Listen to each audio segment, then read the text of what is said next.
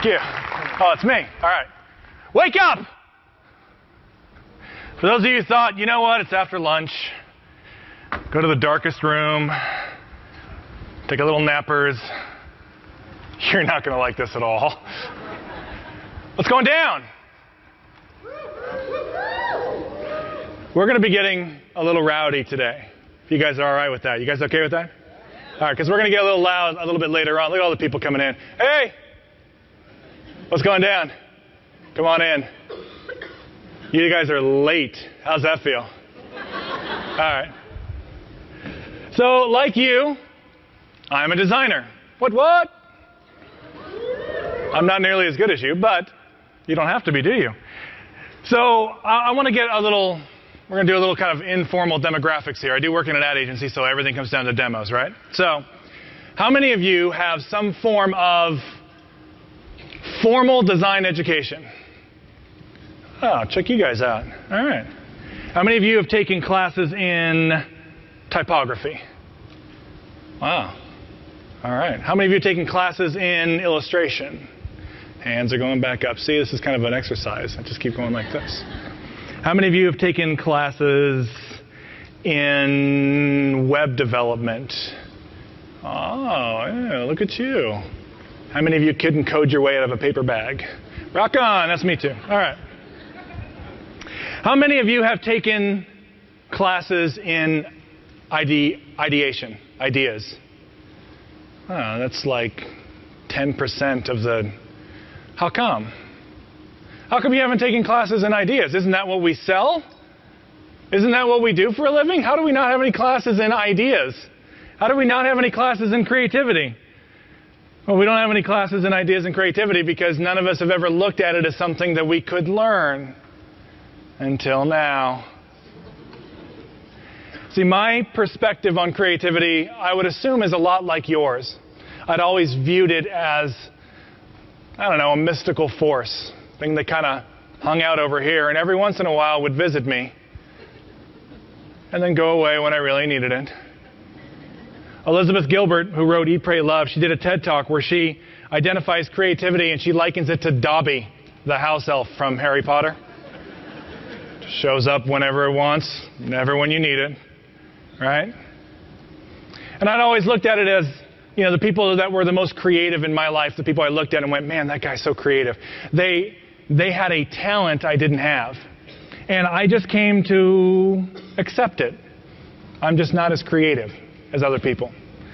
And like I said, every once in a while I get lucky, like you, where we get lucky on a design. We accidentally hit a layer property and whoa!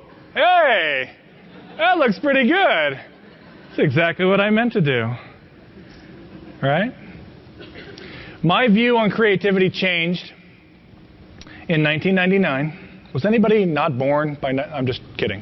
1999, I was flipping around the TV channels and stopped on an episode of CBS Nightline, which isn't something I would normally watch, but I caught it right at the right moment. They were interviewing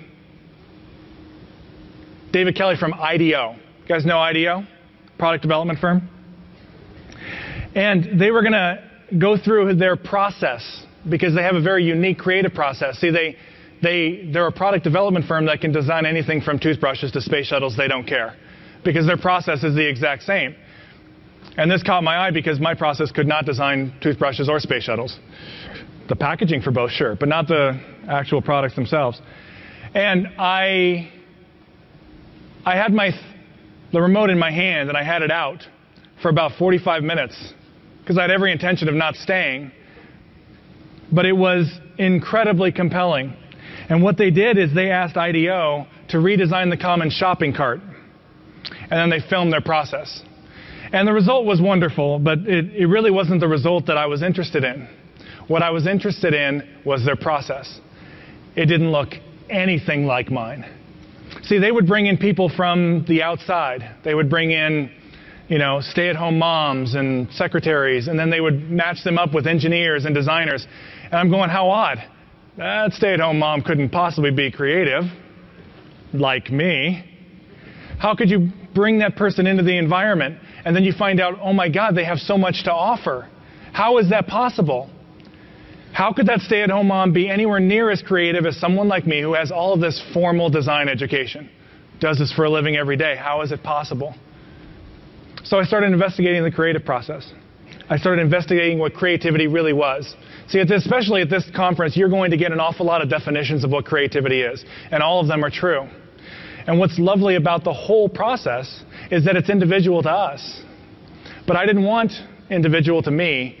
I wanted absolute truth. And so as I started to investigate what creativity was, I found something interesting. That creativity wasn't artistic. And this changed it for me. That there is a difference between artistry and creativity. That you can be artistic and not be creative. And that's an odd thing to think of, isn't it? Because the people that we look at in our lives that are the most creative, we see them as artistic. But they're not the same. A mother who opens up her pantry and finds a way to make 4 meals out of the 3 ingredients that are in that pantry, she's being just as creative as we ever will be. So what is it that binds us together? What is it that connects those two worlds? What is creativity? And more importantly, how do I get more of it? And what I discovered is that creativity is not artistic at all. Creativity, at its core, is problem solving. Pure and simple. I'm looking for absolute truth. What is creativity? And I found that it's problem solving. But it does have 2 characteristics.